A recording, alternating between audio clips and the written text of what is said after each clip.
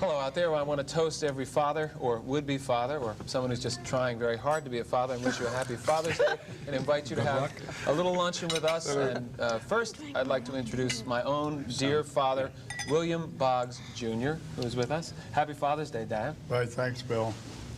I mean it. The present will be... Hope we have some more Father's Day in the future. Of course you will. No question. Also I'll drink to that. On our show today is the world's greatest promoter. I go along with that, Mr. Don King.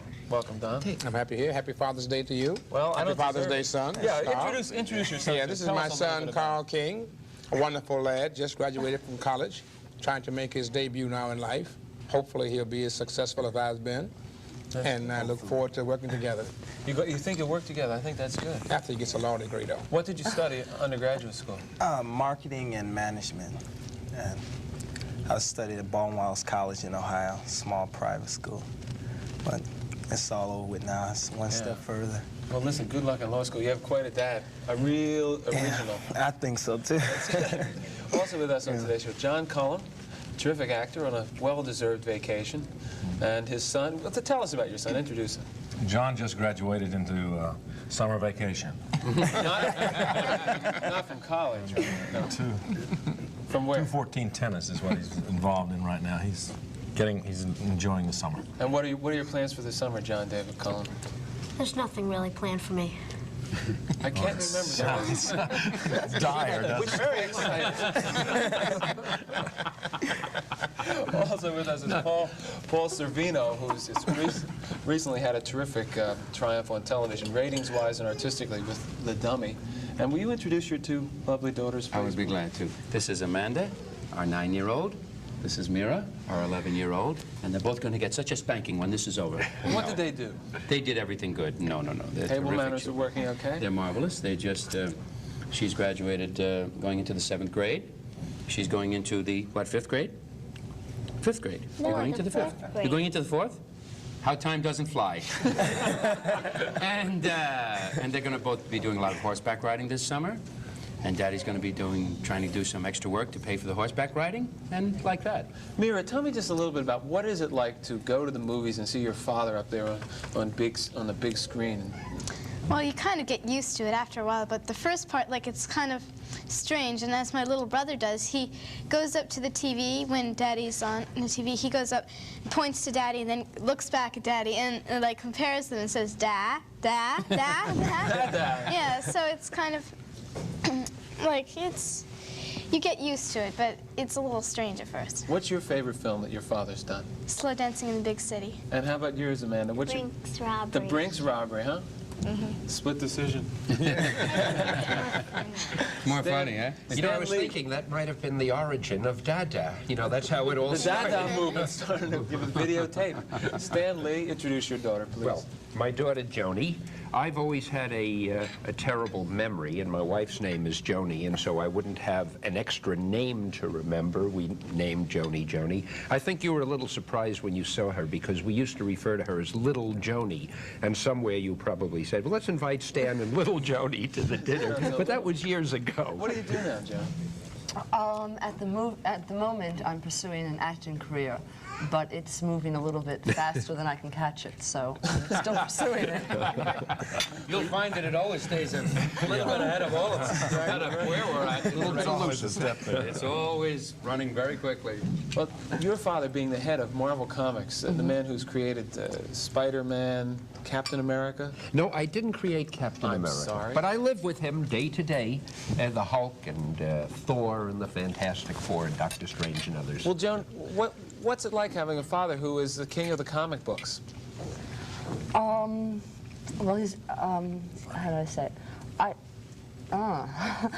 He's unbeatable. I mean, his imagination, his creativity, and his brilliance has not made it easy for other men that I've met in many ways. Now I'll stop twisting you on. But, how much did that cost? A fortune. You see this new outfit she's wearing? No, I'm his greatest fan. Maybe this is an actress he hired to come and do this. I have to say I'm his greatest fan.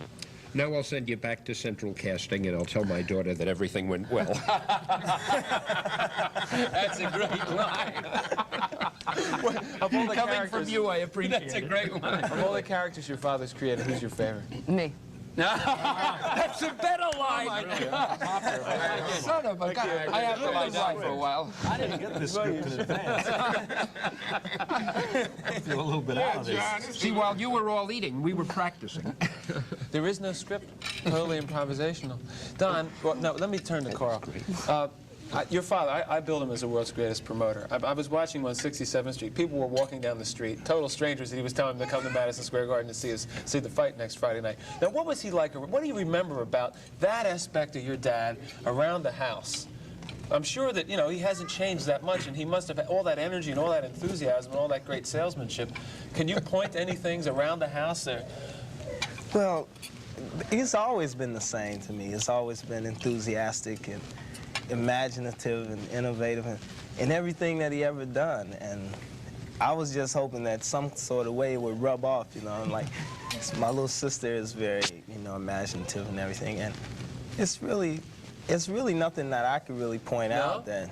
Did someone just say Dad? That's my son.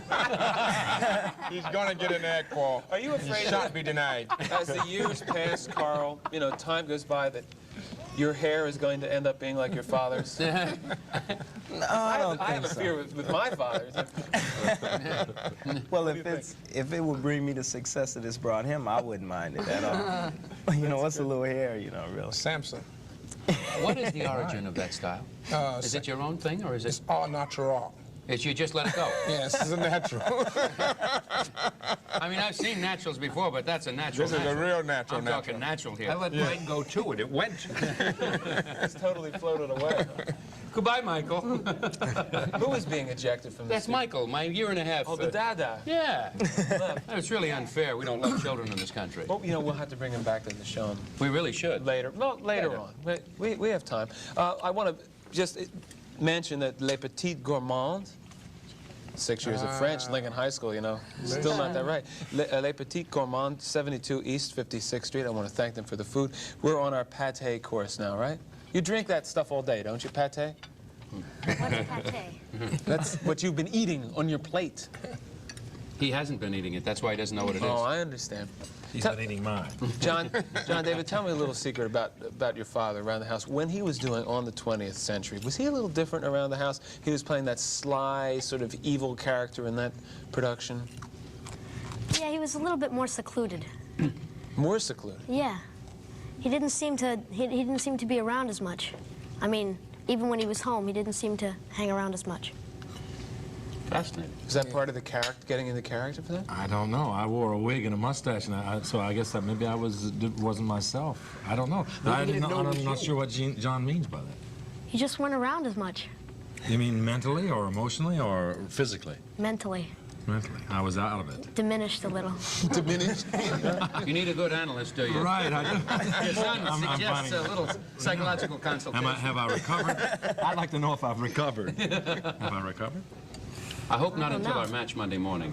Tennis Right. match. I must say that Tennis. John and I, as you probably know, are in a tournament on the Broadway Theater Tournament, and he and I have eliminated 2 other players, so that now he and I must eliminate one or the other. So you're going at each other. Don't eat so Mano much a mano. He's been trying to psych me out this whole meeting. Monday morning at 11. Yeah. Well, good luck. I told him about my defeat over Olmedo and all of that. What's that? The Broadway tournament? Yeah. Yeah? Yeah. Look, I'll tell you what, let's take a break. We'll come back. I want to talk a little bit about what it means to you guys to be fathers, okay? Right after this. Happy Father's Day.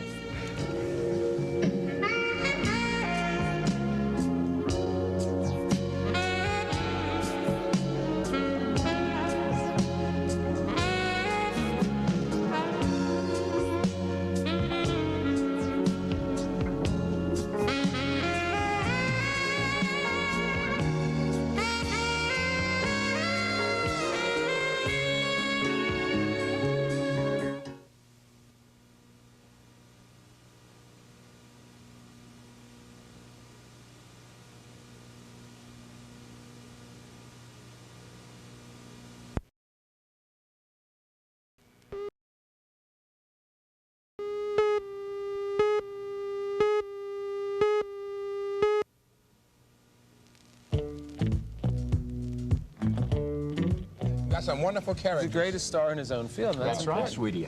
Okay, so we continue with Father's Day. Let's try to get to the essence of, I don't know, what is it we're celebrating on Father's Day? We're talking about, I always figure that Mother's Day came first, they invented that, and then somebody said, hey, equal time, right? We have to have Father's Day. Paul, I know it's difficult to articulate a general thing, but can for you him.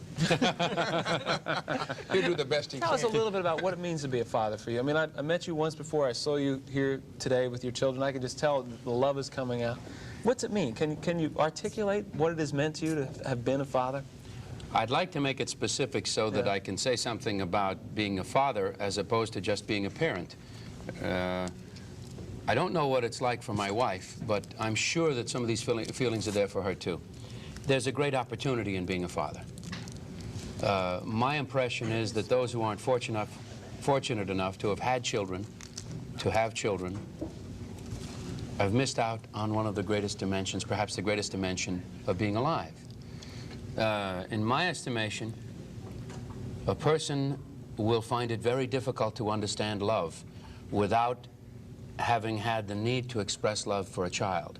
Because in the beginning, a child is giving you very little back. He's very cute and smiles once in a while and all of that. And needing a great deal. Needing, yeah, sure. But it's all one way.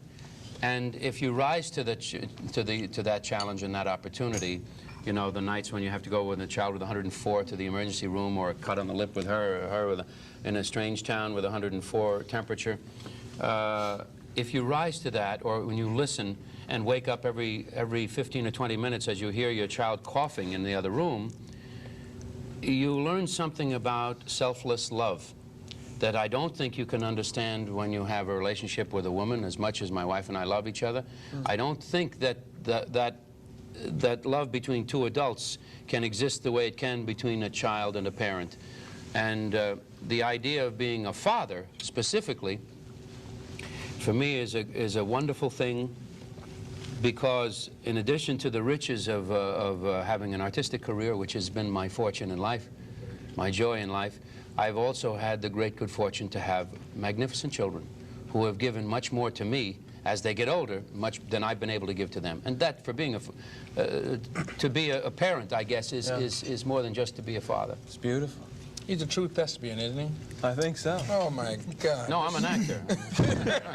Well, how about you, Don? He should get an Oscar. How about you? From your mouth to God's ears. Hopefully. What do you think about that? Can you articulate much about what it has meant to you? It's obviously it's about feelings. It is difficult to talk about feelings sometimes. But what is being you have how many children? 3? 3. One son? 2 sons and 1 daughter. Yeah? Yes, and you know, we could reiterate what Paul has said, but it's really the true sense of seeing them grow up and to become something, you know. I mean, it's most gratifying, especially when he says things like that his children are good children, and having good children is a blessing in disguise, you know. So many people have so many problems, and so many things happen, and most of the parents just want their kids to be healthy.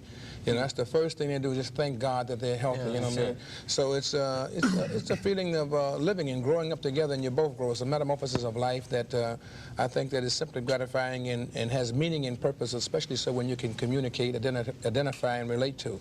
You know, and this is really a wonderful thing. How about you? You know, it's so strange to interview your own dad. I mean, it's fun. It is. I interview people all the time, but it's hard for me to turn to my father and say, "What do you think about this? What do you think about?" More than it is sometimes for a stranger. Sure. What are your thoughts on this? What's this, Bill? What we're talking about. Okay. Well, so I've been on your program on Father's Day a few times, and I just repeat myself. But you know, on Father's Day, there's one person I always think of, and I always think of Mother's Day. Because without Mother's Day, we wouldn't have a Father's Day, right? True. It's fine. I'm totally in agreement. Who's going to argue with that one? I never would have met you. I never would have met you if it weren't for Mother. That's sure right. of that. That's the answer to it. It's a great piece of machinery. Mother. Women's livers are going to kill you for that. Motherhood is a great piece of machinery. No, believe it or not, he's a pretty liberated man. Yes? Yeah, most of my life, my father was pretty much always for equal rights for women. He couldn't understand why women wouldn't be getting paid the same as men. Was always saying we need a lot more women in government. I really grew up hearing that over and over again. Where are you from? Where? Philadelphia. And I have a sister, Barbara, who's about 1.5 years younger than me. Stan, what about you with that? You fathered so many different kinds of children. I don't think you should bring that up on the program. I really think that's in bad taste, huh, Bill? Thanks a lot. Fun of the children. Oh, yeah, that's great, Bill. I think I know what the lad means. Actually, I think after what Paul said, and the way Don so richly amplified it, there's no way anybody can answer that question Okay, seriously. let's go on to something else. All right, we'll move. However,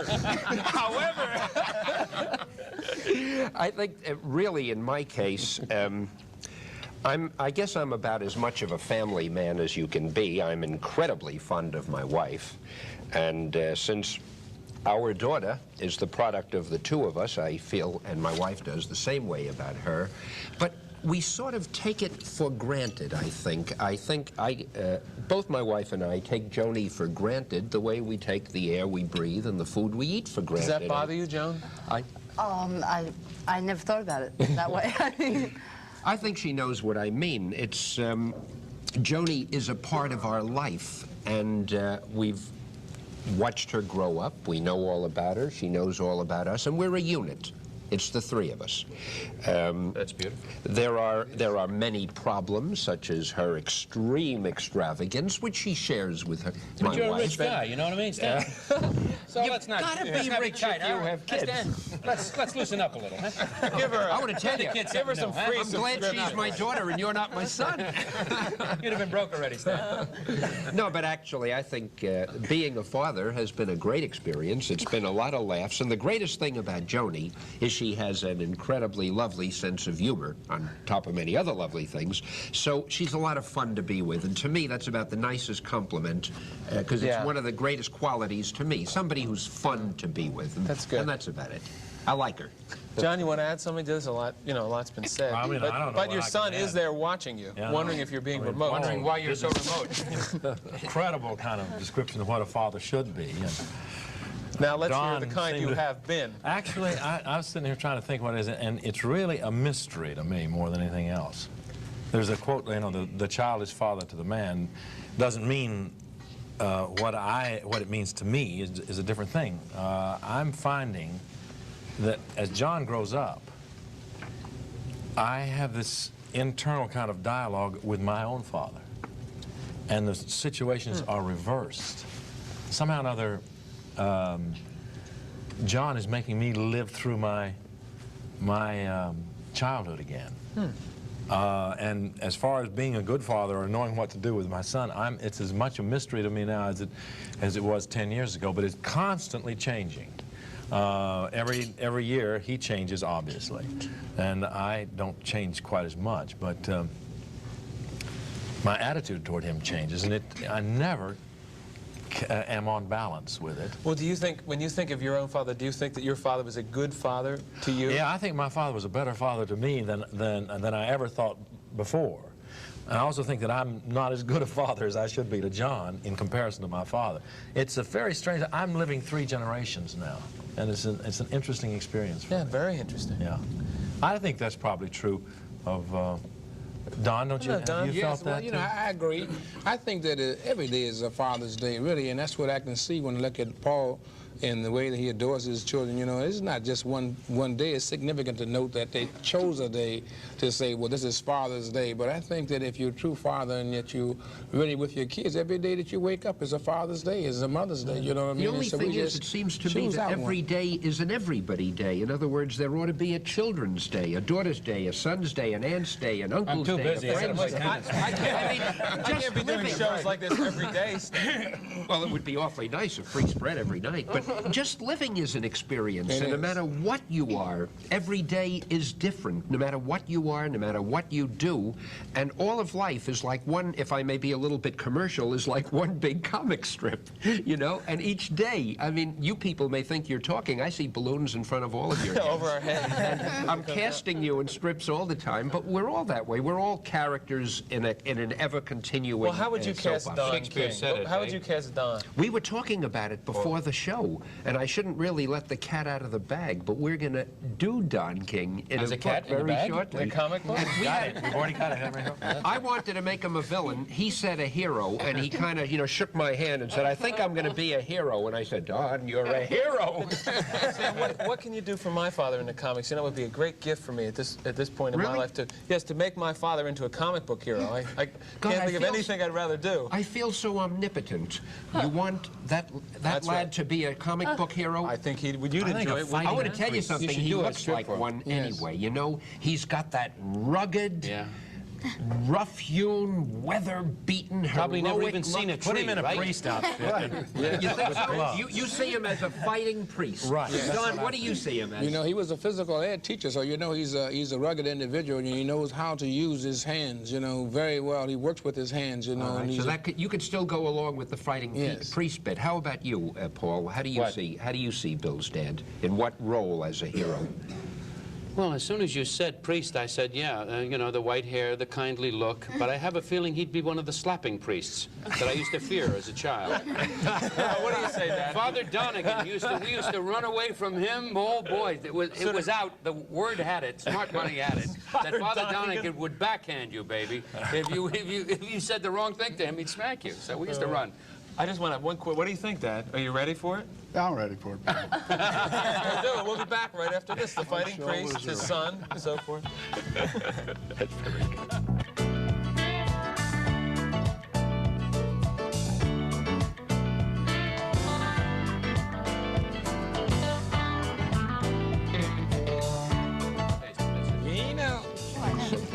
They're Italian kids, you know. Okay, these hats. I gotta give a little. welcome back. My father brought up from Philadelphia his own personal scrapbook, which I didn't really know what would be in it. One of the things that I found in it, well, actually, Dad brought it because he wanted to show some pictures of me, which, what he said, me as a Cub Scout. But here's an autograph picture of Joe Louis to my father. Where'd you get this, Dad? Well, I got that in Philadelphia. I mean, did Joe years ago. himself give it to you? Yes, that's right. Where did you meet Joe Louis? I met him at the convention hall one time when the fights were going on. Yeah, because you occasionally would work at the. I ushered at the Tony Carpenter fight in 1926. You were an usher at that fight? I had I was in charge of five booths, and I had Joe Dundee and his party in one of them. The rest of them, I didn't know who they happened to be. Was it a good fight? Well, we had to get there at 9 o'clock in the morning, and the police and fire department, everybody were there, all the ushers, and the fight took place at 10 o'clock at night. So that was a nice long day we had. Wow. It was a Tunney Carpenter fight. Who won? It was the Tunney. Tunney? Tunney never lost, did he? Who was fighting again? It was a long count. It was a. They're still counting in Philadelphia. 10,003. For the bell? Tunney and was it a Tunney and Carpenter or was it Dempsey? I'm a little confused myself. I don't know. I wasn't In there. 1926 it was, the year of the sesquicentennial. In Philadelphia, right? In Paul would Philadelphia. remember. I would remember, of course. I was there. I was everywhere, right? Thanks a lot. Okay, pal. I'll get you. I'll punish you for You that. did pretty good before. I'm still doing good. Don, how did you get how you into go. the fight business? No, he I retired. got into the fight business helping a hospital in Cleveland that was suffering from financial woes. I initiated a benefit, had Muhammad Ali to come and box an exhibition with 4 guys, and I did a show for people care. Had a lot of entertainers come and the fighters, and Muhammad Ali headlined the show. Yeah. And then he prevailed upon me to enter boxing. And you've been doing very well ever since. Tell us what's happening a week from today. Oh, that's a super story. I'm so happy that you said that. Well, it just occurred to me. Don, I thought I'd mention it. In Madison Square Garden, we're going to have Stop a blowing that super cigar show. smoke in my face. Go ahead. And headlined by Larry Holmes, who's the WBC heavyweight champion, whom I consider the best heavyweight in the world today, will be taking on Mike Weaver, who's the #8 contender in the world. And we have a dream match on that card with Roberto Duran, who we call Manos de Piedra, Hands of Stone, against Carlos Palomino, the former welterweight champion of the world, who just lost his title recently to Wilfredo Benitez. And then we have Jimmy Young making a comeback with Wendell Bailey.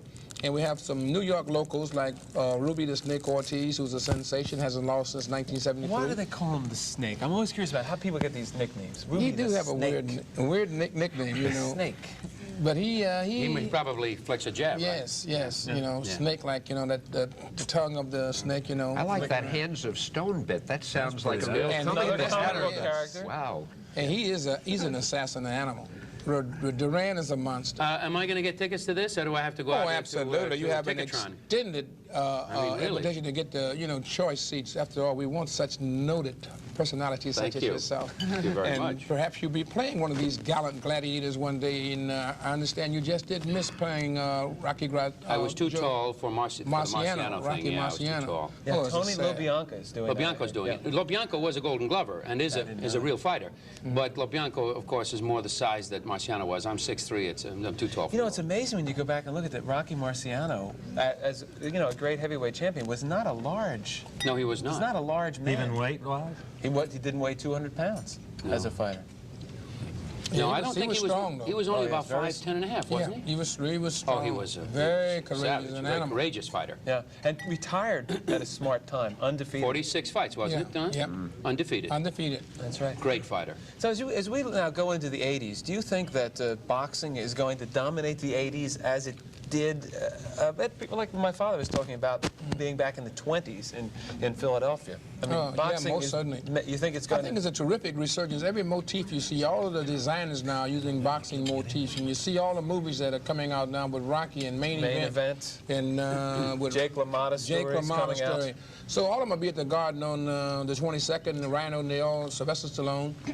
We'll try to get him to box the exhibition for the people. Yeah, you might want to explain it. Don was telling me about, listen to this idea that he is trying to pull off. Whether or not he does it, we can't say, but this is a courageous idea. Explain. Yeah, well, first I want to say I want Senior Boggs to be an usher there at Madison Square Garden. I'm going to get you 5 boots, and I want you to relive the years.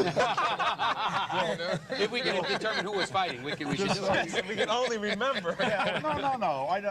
If calls come in and somebody wants to correct me, it was a Tony Dempsey fight. Tony Dempsey fight. Yeah, well, that's great. That's a mauler. He's right up in New York now. He'll be at the fight, too. And but we're going to try to pull off where I can get Sylvester Stallone, who's doing Rocky #2 now. Yeah. And this is opening up, you know, the 21st around in here. And Main Event with Ryan O'Neal, who is opening up on it, you know, somewhere in the same week. He plays a boxer in that movie. Plays the boxer for Barbara Streisand, and she's the manager. So I'm going to try to put Ryan O'Neal against Stallone, you know. Actually fight for 2 or 3 rounds. Take a fight? Really do a fight? Yeah, 3 rounds. Not too much. I wouldn't want to put too much strain on them because you can act so good. Yeah. They're pretty good fighters. Yeah, well, we'll find out whether actors can fight. Whether they can fight. You know. So. Who would you, if you were to, Marciano aside, if you were to cast me, if you were casting a movie as a fighter, is there a fighter of antiquity that you would, you'd put me in? You'd be more of the modern day area, contemporary. You have the courage of those of antiquity. You have the forcefulness, the drive, the thrust. I think that you could really be a terrific fighter. I think that we're lost when we didn't have you. I told him before. I told Don before the show, I said, when I was 17... was it a very good year? It was a very good year. I was 17, and I was working in an electrical supply house, and the boss, Tony Corrado, his chauffeur was Shapiro, Maxie Shapiro. He was a lightweight who fought about over 150 fights and won 120 of them. Fought 5 championship fights, but never won. And he saw me, you know, I came in, I was 6'3", 185 pounds, fast, athletic, everything, you know. And he right away said, he says, you used to be a fighter. So I said, well, I don't know, you know, I'm a singer. I'm not a fighter, I'm a singer. I'm an actor, singer. So he said, throw a punch, here, throw me a punch right here. So I threw a punch, and he said, you're gonna be the champion of heavyweights. He says, you know, that's the hardest punch I ever felt, right? So he said, don't worry about it, you come down to the gym, and I'll get you all the money, I get started, and you'll be the champion of heavyweights. It'll be a great way, I hope. We're still waiting. We're waiting, right? So, thank God, imagine it would have been Ali, right? So I thought about this for about a week. I really considered it. You know, any kid from Brooklyn has to think about the possibility of being a fighter. A big guy, you figure he might be a heavyweight. So I thought about these possibilities, and I said, yeah, I am big, I am strong, and I'm fast, and I think I could be a very good fighter. Only against that situation. One is I don't like to punch other people in the face, and two, I don't like to get punched in the face. So that's the whole idea. That's why Don said that the world lost when I decided not to be a fighter. Yes. Or I would have been a great fighter. That's as an long as I liked to occupational fight. hazard, though. Yeah. You don't like getting hit. Yeah, I don't like to get hit. Let me take a fast break. We'll return right after this. Celebrate Father's Day a little more.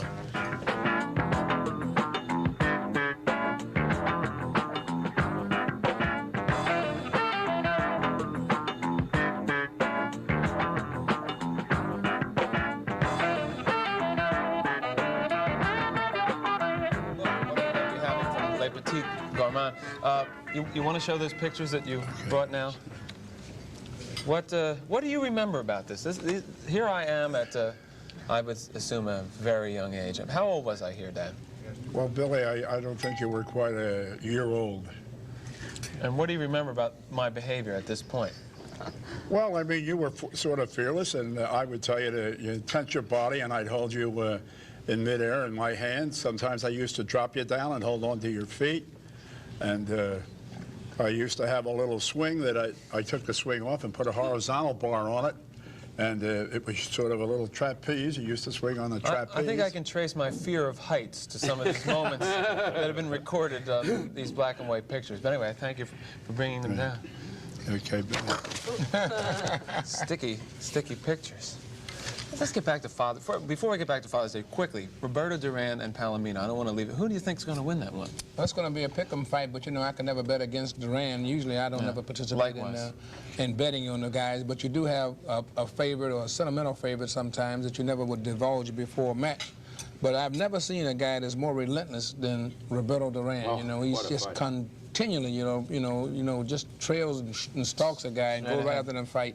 So I'm just really looking for all the people in New York to be out for this one. This is going to be a tremendous outing. I agree. And they're going to work out in Walter Demarest Park on Saturday. Duran is going to work out with his sparring partners, and Larry Holmes is going to work out with his, and we're inviting the public to Saturday around Lexington. What's that? Lincoln Center? Lincoln Center. Lincoln Center, yeah, Walter Demarest Park. You know, you'll be able to see these guys live and in living color, you know.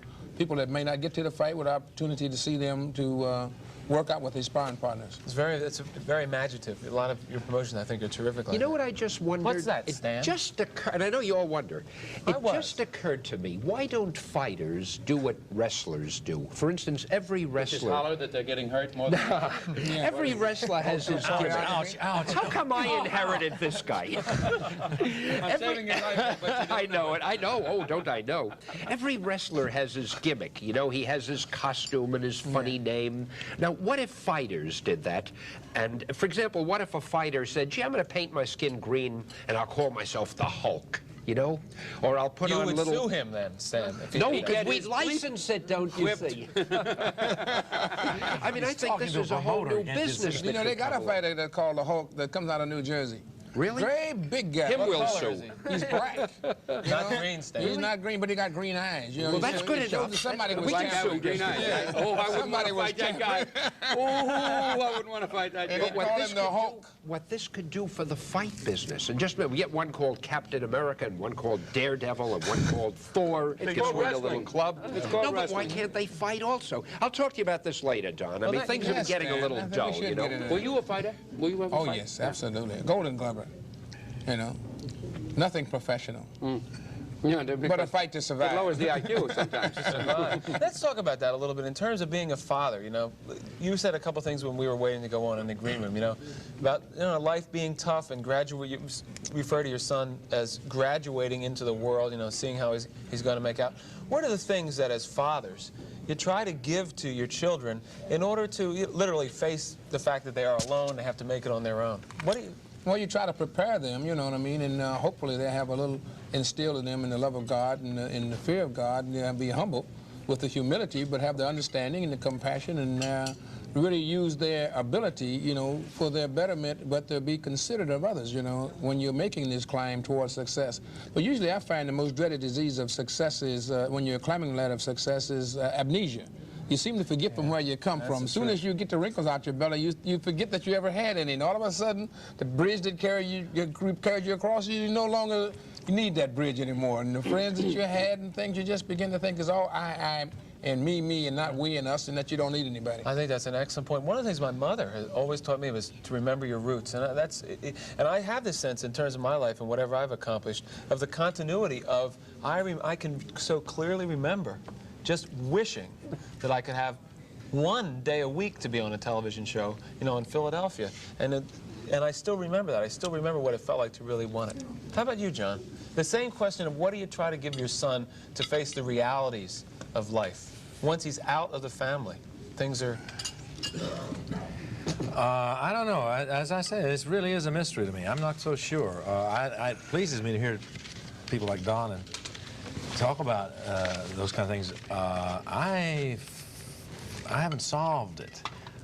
To me, it's a question that I'm constantly trying to figure out with John David. For instance, I don't have to worry about forgetting where I came from, because I don't think I have the, no matter, I mean, I have achieved pretty well what I need to achieve in my field, but it never occurs to me that tomorrow I might not be there at all. You're totally secure where you are right now. You don't feel that some actors feel that the bottom could drop out from under them? No, I say it could be tomorrow. Oh, it does? It could be gone. So I think in terms of how to stay on top more than I do worrying about forgetting how I got there, because it's really a scramble all the time in my area. And what I try to teach John, or mainly by example, is that confidence and desire to win is a thing that you have to have. I think he has that instinctively. Maybe, I don't know. I really can't be very idealistic about it. To me, it is a hard life. The things that we've been going through the last 20 years have changed. But don't you think growing up in New York City, I often think about this because I grew up essentially in the Philadelphia area, or the suburbs of Philadelphia, which is a pretty peaceful place to grow up, you know? And I think that growing up in New York, kids have an extra edge of what I would say would be street smarts. You agree with that? I don't know. I'd like to find out what John David would think about it. So, what do you think, John? About what? Growing up here in New York, in terms of realities of life, and having to be tough, and having to know how to handle yourself, and preparing yourself for life. Oh, I like that. I think it's good to have, you know, to get a taste of what it's like. Well, John goes down to Knoxville, Tennessee, where I'm from. Incidentally, they got a good fighter training down there now, who beat the guy from South Africa last week. Yeah, John Tate. Yeah. But John goes down to Knoxville, Tennessee, and I haven't talked to him too much about it, but what I would be interested to know, since it's Father's Day, what my son feels about the relationship between living in a place like Knoxville, Tennessee, and New York City. Are you glad you... I know when you were very young, you used to wish you were from the country. How do you feel about it now? I'd like the city better. Why? It's just, there's more variety in the city. That you can just, there's more things to do. It's a challenge living in the city. Yeah, it is more of a challenge. Let me take a quick break. When we come back, I want to bring up a topic for everybody to consider. No one will escape this. Sparing the rod and spoiling the child. What do you think about that? Right after this. First, I have to give them...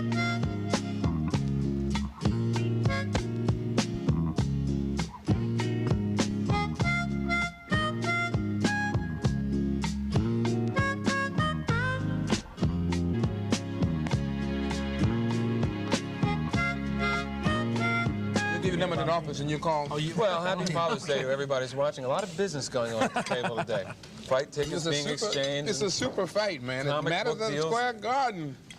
June 22nd. Yes, be there, live and in living color. I have a feeling we're all going to be there by the time. Oh yeah, we got to be there. All right, now let me get back to this question of, in the process of being a father, raising children, and the decision that you make in terms of disciplining your children, are you going to hit them? The old spare the rod, spoil the child question. It's as valid today as it was 30 years ago. Stan, what do you think?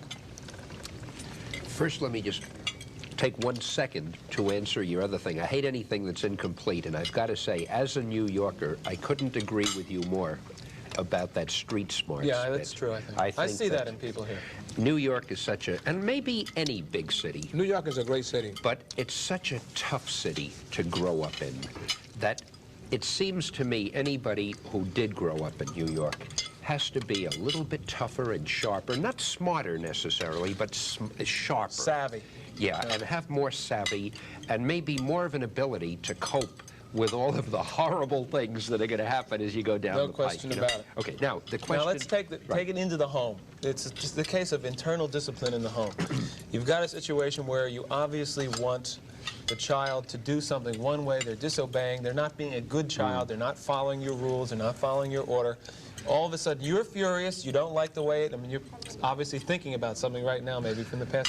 What do? Do you raise your hand and give old Joni a smack right across Well, the you know, guys like Paul, he knows the answer immediately. We were, of course, trying to think of it, and as you were talking, I was trying to remember and trying to go back, and you very often don't see yourself the way your child sees you.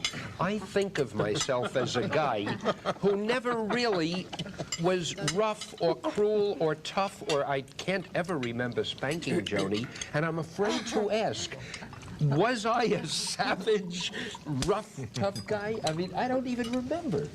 Or have I blocked it out? And tell the truth, Joan. Or we'll give you such a spanking. No, physically he wasn't. I mean, the only thing that ever frightened me about Dad, which didn't frighten me, was in his field of work, there were a lot of monsters.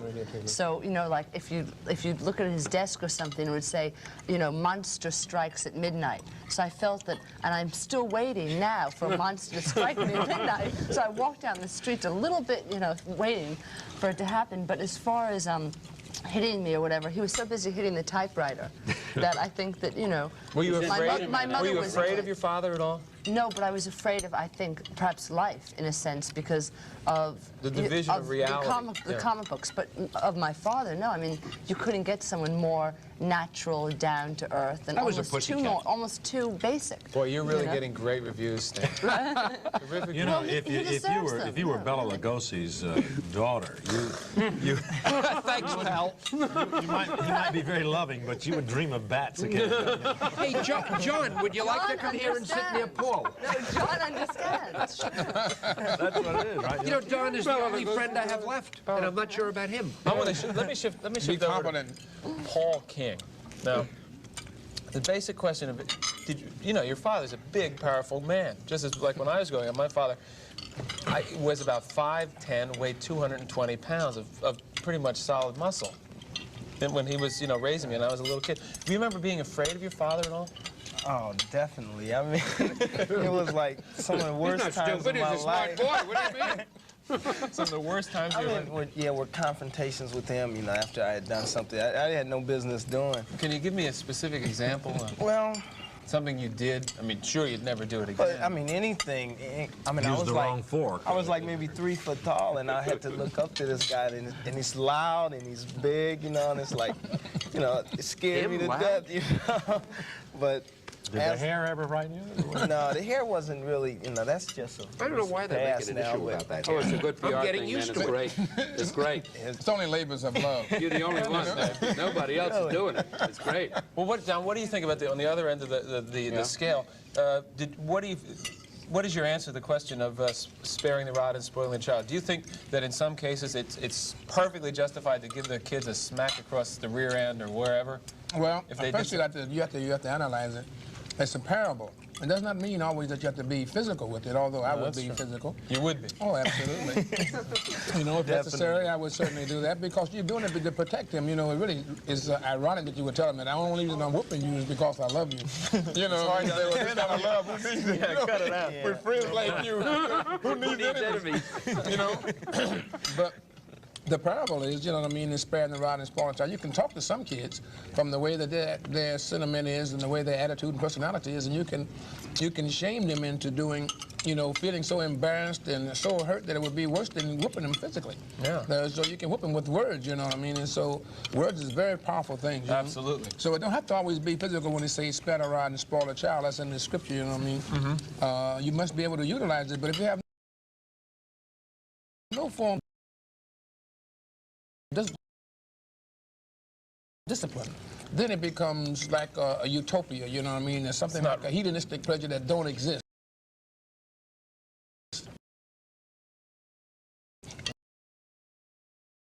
It's not You know, realistic. it's not realistic, and that when they go into the real world, it ain't always going to be just the way that they think it should be. You know, you must have them some kind of guidelines, directions, you know, in order to be able to fulfill their destiny. And for you to be gratified as a parent, you must be able to discipline them and get them so that they will know the difference and reason between right and wrong, and what they should do and what they shouldn't do. Well put. What do you think, the Paul? real Now that world you've heard is. the theories. He forces the issue. He has forced issues. Yeah. Well, how about now? I mean, now you're out of college. It's on a different level now. Yeah, totally. Now it's, you know, it's like a man-to-man talk. But, you know, after a few of those beatings, I mean, you just don't do wrong anymore. You know? So you you can't would survive say like that. looking back and assessing that it worked on you, that it was that being a tough discipline at home gave you something that you obviously needed. Is that what you're saying? Well, yeah, well, really, it's not, like you said, it's not so much the physical thing, but when, you know, if you can imagine this guy howling and screaming at you, and you're like maybe 4 or 5 years old, it's like, you know, it's indescribable. I can't. Scary. Oh yeah, it's unbelievable. I mean, that's enough for me. I think if I took it another step, you know. Well, I know. I further, it would remember. just I remember be about my disaster. father. He's being pretty quiet on the show. He spent a certain amount of his life working around pools, you know, and working as a swimming instructor and a lifeguard and so forth. And he developed what I would call leather lungs. And my father has this enormously powerful voice, which he needed, you know, to scream 30 or 40 yards so that people could hear them. When you put that inside a little house, I can identify with exactly what you're saying. Right, Dad? Right. Okay. We'll I'm be a back. loudmouth. We'll be back right after this. A loudmouth? No, I wouldn't describe it.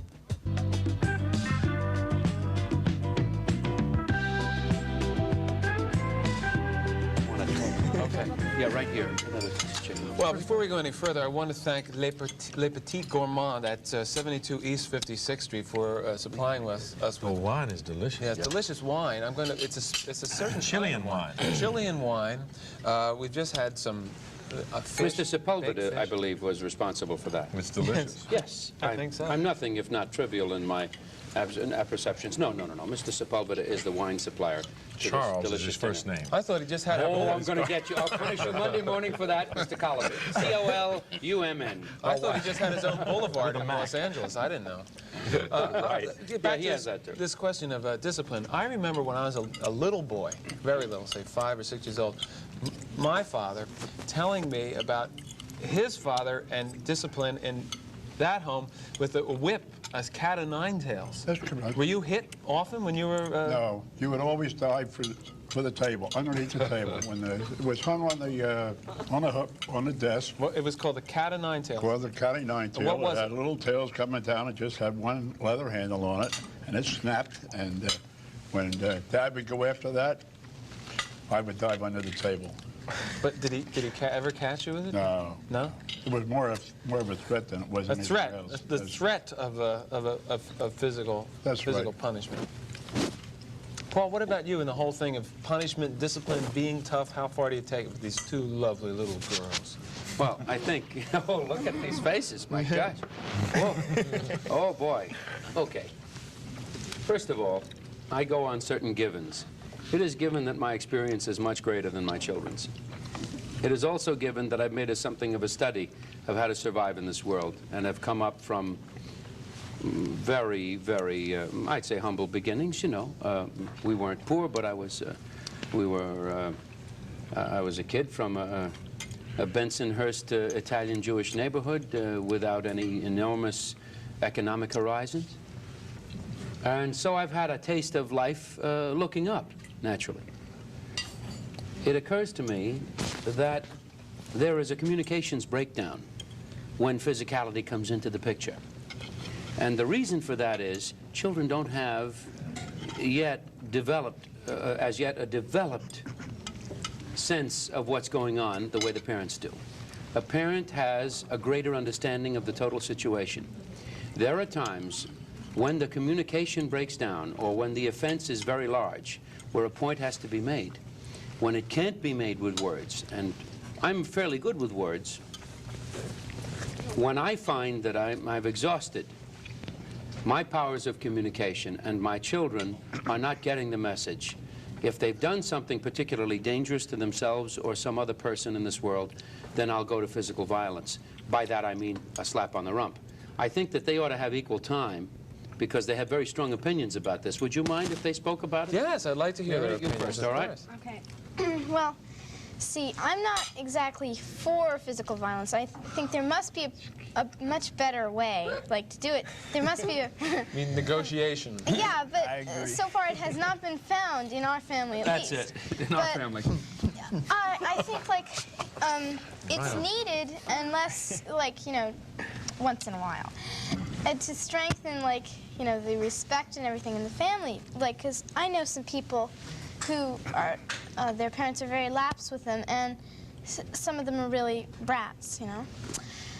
But, see, Daddy may pretend that he, like, sometimes... Well, he's an actor. He can pretend anything. He goes, like, after this, I'm going to spank you. But he hardly ever spanks us. It's only, like, once in a year that he does it. That's right. Yeah, and, so, like, we have a very strong respect for Daddy, usually. His presence is enough to stop it, but... Well, what would you do that would provoke him? I'm always like to hear, you know, what I call specific examples of things. I think that they can be very illustrative. Give me one. Now, I'm not sure if this one was fair, but he seemed to think it was. We'll decide. We'll all decide. Go ahead. Well, there's this stream by our house, and it's like about 20 feet below the ground level. You have to climb down rocks to it, and it's wide, but it's safe for children. And so when a sound it goes just over the stream, like, because it's right down below it, and you can't hear anything. So I went there without my parents' consent with a friend and my sister, who was then about 6 or 7 years old. And we came back at about 6 o'clock. And my mother calls out, "Where were you? My gosh, we had the police looking all over. We were calling you all that time." And I just didn't understand any of it because I hadn't heard anything because of the thing. How late were you? About, like, there wasn't any time because they didn't know where we were. I mean, it That was the about basis a reasonable... of the problem. Right, and so then these police cars are all around, and... I would call out the army, the mafia, the police cars, whatever it took. That's right. I'd even call Dawn. I'd say, come over here with about 8 fighters. And so then my father pulls up in his car in our garage and sees me and runs out and starts spanking me because he was, because he felt that I had put Amanda and I and my friend in danger, and because we hadn't told them. I don't exactly think so, but he did. Yeah, but you were the oldest in the room. Yeah, right. She was in charge. That's the point Amanda And I makes. didn't know about it, so... So she's off the hook. Oh, yes, of course. So you didn't Let her. Yeah, you were small. You didn't get spanked. No, she was All right. lucky. How do you feel about spanking?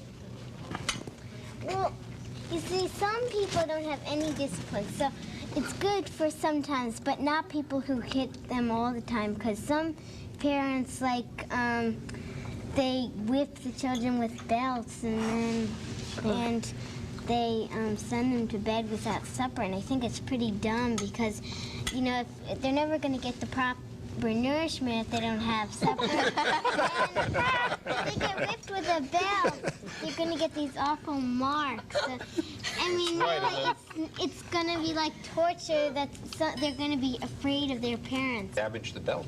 But the question is, if children do something that is dangerous, that does call out the police and Don King and everybody else, what should the parent do to two things? Impress upon the child not to do it again, A, and B, let out their own anger and frustration and their own fear and the anxiety that they had this whole time about where the children were. Well, if it's the first time that the child's done something wrong, then they should only like tell the person like that his child is something not to do it again, and you know, like verbal, kind of verbal make it warning. very strict not to do it again. Then From the if mouths they of keep babes. on and if they keep on doing it, like then well, if they just do it like one more time, then they should like give them no TV. But if they keep on doing it after that, you know what I mean, or it's no dessert or something, but if you do it again, then sometimes parents have to hit people, but I don't like it when it happens to be you. Yeah. I understand. We'll return to continue our discussion right after. I wonder how his son feels about this.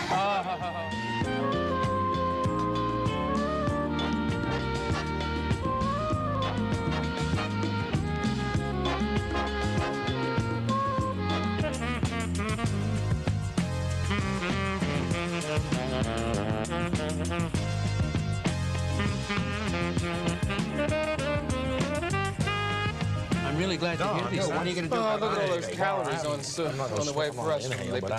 Thank you. Now, wait a second. Myra, what did you say, Stan? What are you going to do about Mother's Day? Cynthia. I want to make my reservation. You want to be on the Mother's Day show? Oh, absolutely. Oh, no, I get it. Your mother. That could be an unusual thing. Myra was making a point. I did not hear it. Well, I was saying, I think there's got to be like a way that's better than this hitting, but right now that's pretty good. But I mean, Why do you we've think parents hit improved in the first place? Listen to this. All right, go ahead. Go ahead. On my father and mother's generation, I feel, were a lot more strict on the beating thing. And today, we've changed that a little, and we're a lot less out of that and more into we're coming to grips more with it, you know. But so I think that maybe the future generations will keep on improving on things until they can find a better way, like, to do it. I don't think that this is the final answer, hitting. That's a good point. I think it's, as she said, before she said to me, she said, as we've improved on so many other things with the generations. Right, I think that can be improved She on. said that, and I had never thought of that. It's a really fascinating situation.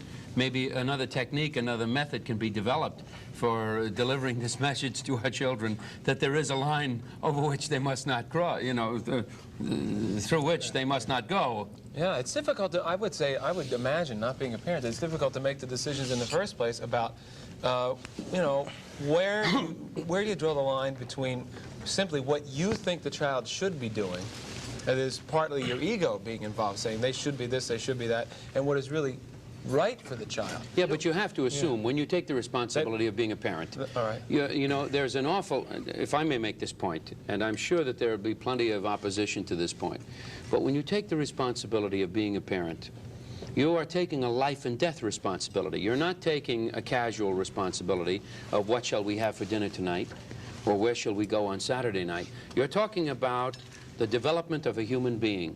You're talking about the shepherding of that human being until such an age where they can take care of themselves.